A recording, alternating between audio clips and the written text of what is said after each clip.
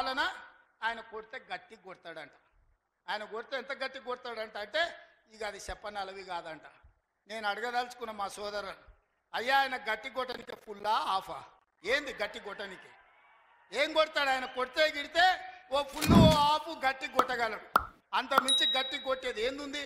10 ఏళ్ళు నువ్వు గట్టి కొట్టేటోని అయినుంటే నిజంగానే నువ్వు గట్టి కొట్టాలంటే డ్రగ్స్ పార్టీలు ఫామ్ హౌస్లలో చేస్తున్న నీ కొడుకును వంగబెట్టి గట్టి కొట్టు, వానికి బుద్ధి వస్తుంది.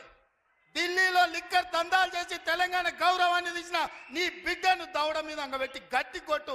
తెలంగాణ పరువు తీసినందుకు గట్టి కొడితే వస్తుంది. కాళేశ్వరం పేరు మీద 1,00,000 కోట్లు మింగిన నీ అల్లుని దౌడ మీద అంగబెట్టి కొట్టు గట్టిగా. అప్పుడు వానికి బుద్ధి వస్తుంది, సిగ్గు వస్తుంది. తెలంగాణను ముంచినందుకు గట్టి కొట్టేది ఉంటే నీ ఇంట్లో కొట్టు, వాళ్ళని దారిలో పెట్టు. కాంగ్రెస్ను గట్టి కొడతా అంటే మా కాంగ్రెస్ పార్టీ కార్యకర్తలు ఊరుకుంటారా? రా, ఎంత గట్టి కొడతావో చూద్దాం. పొంకణాల పోసిగానికంట 3 ఎట్లంట 36 దొడ్లంట. వెనకడికి పొంకణాలు చెప్పేటోడు. 10 ఏళ్ళు నువ్వే ఉన్నావు కదనే. 10 ఏళ్ళలో నిన్ను ఇవ్వడం చేయొద్దన్నాడా? ఇవాళ మేము 12 నెలల ఏమి చేయలేదు అంటున్నాడు. నేను అడుగుతున్న ఇక్కడికొచ్చిన మా ఆడబిడ్డల్ని, అక్క 500 రూపాయలకు సిలిండర్ వస్తలేదా? ఆర్టీసీ బస్సులో ఉచితంగా మీరు బస్సు ఎక్కుతారని టికెట్ అడుగుతురా? ఆ ఎల్ల అమ్మగారింటికి పోవాలంటే ఇంటి ఆయన కిరాయి పైసలు అడగాలి. అమ్మవారి గుడికి పోవాలంటే పక్కింటోళ్ళు తోడు రావాలి. ఇవాళ 500 రూపాయల సిలిండర్, ఆడబిడ్డల కార్తీలో ఉచిత ప్రయాణం, 200 యూనిట్లు ఈరోజు ఉచితంగా కరెంటు, 25,50,000 రైతులకు 21,000 కోట్ల రూపాయల రైతు రుణమాఫీ చేసినాం. రైతు భరోసా కేసీఆర్ ఎగనామ పెడితే వచ్చిన ఎంబడే 7,625 కోట్ల రూపాయలు ఇవాళ రైతు భరోసా మొదటి విడత ఇచ్చినాం. రెండో విడత ఈరోజు రైతు భరోసాల 10,000 కోట్ల రూపాయలు, ఎకరాకు 12,000 సంవత్సరానికి ఇవాళ మనం మొదలు పెట్టినాం. మార్చి 31 లోపల ఈరోజు రైతు భరోసా నిధుల్ని రైతుల ఖాతాలో వేయదలుచుకున్నాం. నిరుద్యోగ యువకులకు 55,000 ఉద్యోగాలు ఇచ్చినాం. ఇవాళ ఆడబిడ్డలకు, మహిళా సంఘాలకు పాఠశాలలు నిర్వహించుకోనికే అమ్మ ఆదర్శ పాఠశాల ఇచ్చినాం. ఇవాళ పాఠశాల పిల్లలకు బట్టలు కుట్టే పని ఆడబిడ్డలకు ఇచ్చినాం. ఇవాళ 1000 మెగావాట్లు సోలార్ విద్యుత్తు ఆడబిడ్డలకు ఇవాళ నిర్వహించుకోవడానికి ఇచ్చినాం. ఇవాళ మహిళా సంఘాలకు 600 బస్సులు కొని ఆర్టీసీకి ఇవాళ కిరాయిలకు పెట్టే అవకాశం మా ఆడబిడ్డలకు ఇచ్చినాం. ఈ రకంగా చెప్పుకుంటూ పోతే ఈరోజు కొడంగల్ నారాయణపేట లిఫ్ట్ ఇరిగేషన్ మహబూబ్ నగర్కు తీసుకొచ్చినాం. 5,000 కోట్ల రూపాయలతో కొడంగల్ అభివృద్ధి పనులు, 1000 కోట్లు ఇవాళ నారాయణపేటలో అభివృద్ధి పనులు తీసుకున్నాం. పాలమూరు ప్రాజెక్టు పూర్తి చేయాలని ఇవాళ ముందుకు పోతున్నాం.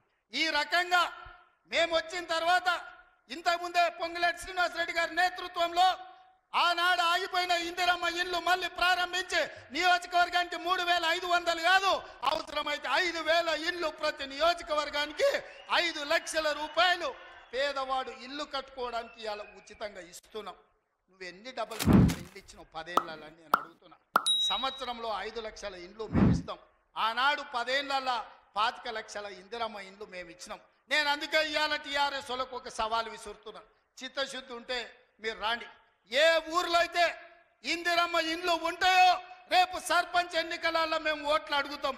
ఏ ఊర్లో మా ఇందిరమ్మ ఇండ్లు లేవో మేము ఎన్నికల్లో పోటీ చేయం. నువ్వు నీ డబుల్ బెడ్రూమ్ ఇండ్లు ఉన్న ఊర్లలోనే నువ్వు పోటీ చేయాలి. నీకు దమ్ముందా? ఇక మనం చూసినాం నిన్న రేవంత్ రెడ్డి గారు మహబూబ్ నగర్లో మీటింగ్ పెట్టిండు. ఆడ అడగోలు మాటలు మాట్లాడిండు. ఇక నోరుంది కదా అని గంపగయ్యాల లెక్క ఒర్రుడు తప్పితే అందులో విషయం ఏం లేదు. అయితే ఇవాళ రైతన్నలకు, తెలంగాణ వ్యాప్తంగా ఉన్న రైతన్నలకు తెలవడానికి నేను ఒక విషయం చెప్పదలుచుకున్నాను. ఎప్పుడైతే ఆంధ్రప్రదేశ్ ముఖ్యమంత్రి చంద్రబాబు నాయుడు గారు, రేవంత్ రెడ్డి గారు ఇద్దరు కూడా ప్రజాభవన్లో మీటింగ్ పెట్టుకున్నారో ఆ తర్వాత ఇమ్మీడియట్గా పోయి చంద్రబాబు నాయుడు గారు నేను గోదావరి నుంచి నీళ్లు తీసుకొని బంకచెర్ల నుంచి తీసుకుపోతానని ఆయన ప్రకటించిండు. నాకు అర్థమవుతున్నది ఏంటంటే ఇది ప్రజలందరూ కూడా నిశితంగా గమనించాలి. ఆ ప్రజాభవన్ మీటింగ్ పెట్టుకొని రేవంత్ రెడ్డి గారు చంద్రబాబు నాయుడు గారికి బ్రీఫ్ చేసిన తర్వాత చంద్రబాబు నాయుడు గారు ఈ బ్రీఫ్డ్ మీ అని చెప్పి బయటకు పోయి బంకచెర్ల మొత్తం కూడా ఆ రిజర్వాయర్ కడతామని చెప్పి ప్రకటించారు. ఎన్ని టీఎంసీలు తీసుకుపోతారట? గోదావరి నదికెళ్ళి 199 అంటే దాదాపు 200 టీఎంసీలు గోదావరి నదికి వెళ్ళి తీసుకుపోయి అది కృష్ణా బేసిన్కి ఇస్తారట, పెన్నా బేసిన్కి ఇస్తారట. అంటే ఆంధ్రాలో ఉన్న మొత్తం అన్ని ప్రాజెక్టులకు వాళ్ళు నీళ్ళు ఇచ్చుకుంటారు. మన దగ్గర గోదావరిలోకి వెళ్ళి 200 టీఎంసీలు ఎత్తుకపోతుంటే ఈ అవగాహన లేని మూర్ఖపు ముఖ్యమంత్రి చూసుకుంటా నిలబడ్డాడు. ఎందుకంటే ఈయన జుట్టు మరి బ్యాగ్తో దొరికిండు కదా, ఈయన జుట్టు చంద్రబాబు చేతిలో ఉన్నది, ఆ చంద్రబాబు జుట్టు మోడీ చేతిలో ఉన్నది. కాబట్టి వాళ్ళు ఎట్లా చెప్తే అట్లా చేసుడు తప్పితే తెలంగాణ రైతుల గురించి ఆలోచన లేదు, తెలంగాణ నీళ్ళ గురించి ఆలోచన లేదు. ఇది దారుణమైన విషయం. నేను ముఖ్యమంత్రి గారిని సవాల్ చేస్తూ ఉన్నా, నిజంగా మీరు తెలంగాణ హితం కోరేటటువంటి ముఖ్యమంత్రి అయితే ఎందుకు ఉత్తరం రాస్తలేవు కేంద్రానికి? రాయొచ్చు కదా మోడీ గారికి, మేము ఒప్పుకోం ఈ ప్రాజెక్టు చంద్రబాబు ప్రతిపాదనని, కోర్టులో కేసు వేయొచ్చు కదా, ఎందుకు వేస్తలేవు? కేసీఆర్ గారు ఆనాడు రాయలసీమ ప్రాజెక్టు కడితే స్వయంగా తనే పోయి ప్రధానమంత్రికి కంప్లైంట్ చేసిండ్రు, ఉత్తరం రాసిండ్రు, గ్రీన్ ట్రిబ్యునల్ కేసు వేసిండ్రు, స్టే తీసుకొని వచ్చిండ్రు. ఎస్ఎల్బీసీ రైట్ కెనాల్ విస్తరణ చేస్తే ఆనాడు కూడా ఉత్తరం రాసిరు, దాన్ని వ్యతిరేకించారు. నాగార్జున సాగర్ రైట్ కెనాల్ విస్తరణ చేపడితే ఆనాడు కూడా దాన్ని వ్యతిరేకించారు, ఉత్తరం రాసిరు.